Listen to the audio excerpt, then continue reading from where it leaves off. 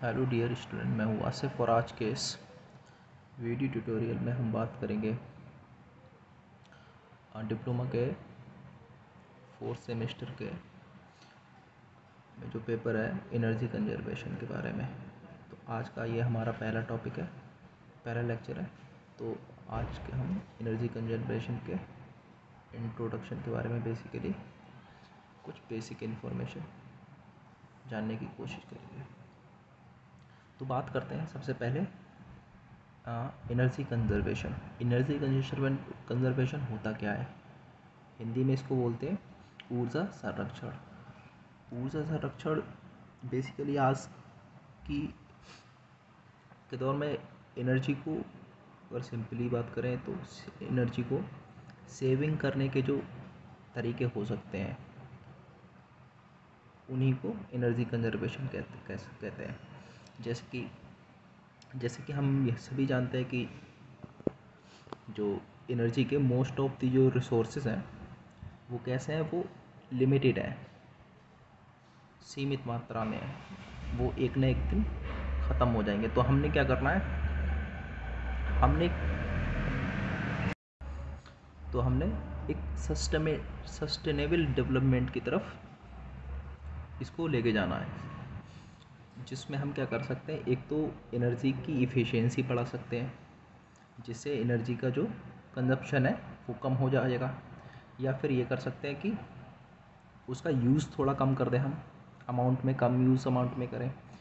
Efficiency का ये मतलब है जैसे कि आप पहले जो बल्ब चलते थे वो एक बल्ब लगभग 100 वाट लेता था, लेकिन आज अभी जो LED बल्ब चल रहे हैं वो 10 वाट ले रहे हैं। तो ये हो गया एनर्जी सेविंग।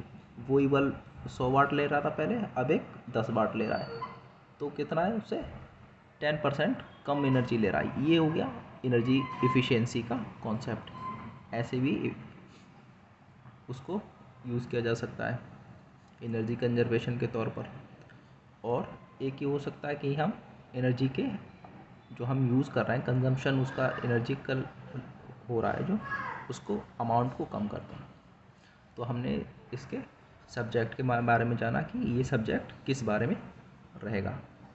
अब चलिए बात करते हैं सिलेबस में कौन कौन से टॉपिक हैं आपके।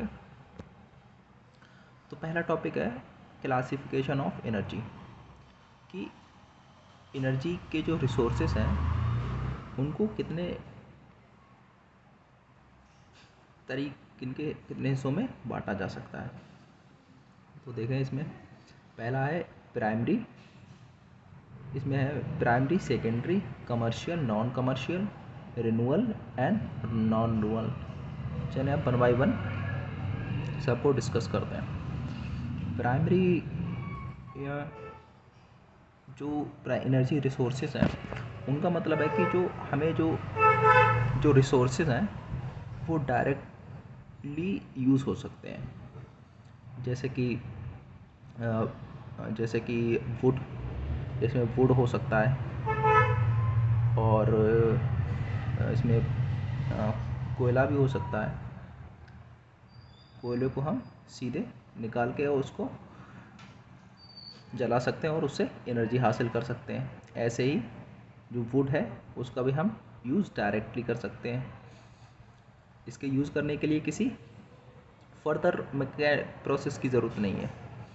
और एंड दी अदर एंड जो सेकेंडरी एनर्जी रिसोर्सेस हैं उनमें क्या होता है, वो डायरेक्टली नेचर से जो हम ड्राइव करते हैं उसको यूज़ नहीं कर सकते।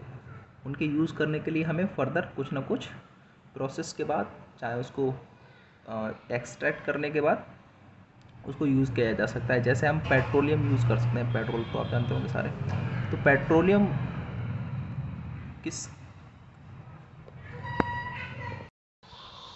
हम क्या करते हैं, जो क्रूड ऑयल जो होता है उससे हम फर्दर प्रोसेस के बाद उससे निकाला जाता है।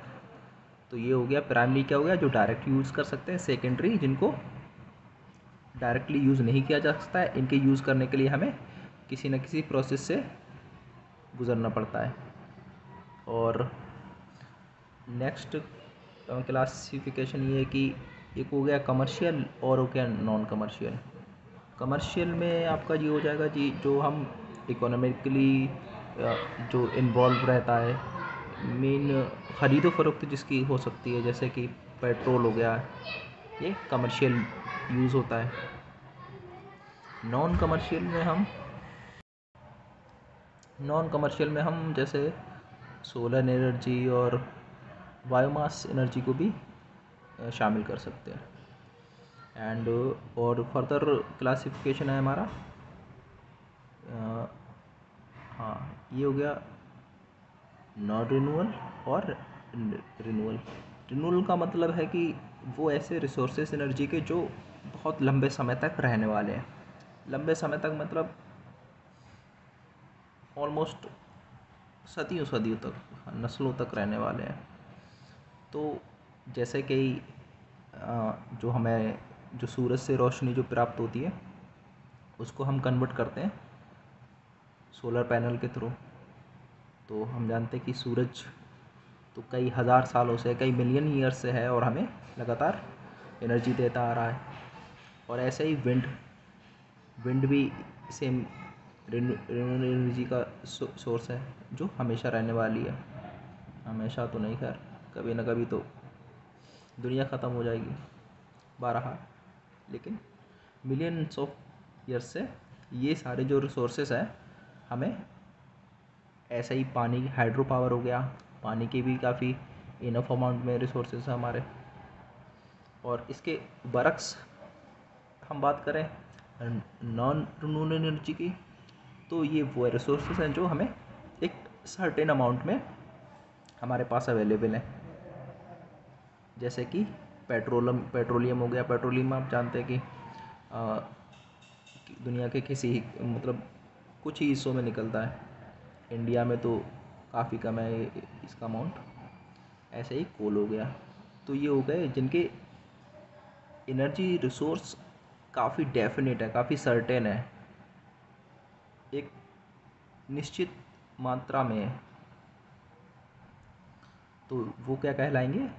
वो कहलाएंगे नॉन रिन्यूएबल एनर्जी रिसोर्स, और जो काफ़ी सालों से हैं और काफ़ी ह्यूज अमाउंट में हैं, जो वो हो गए रिन्यूएबल रिसोर्स। अब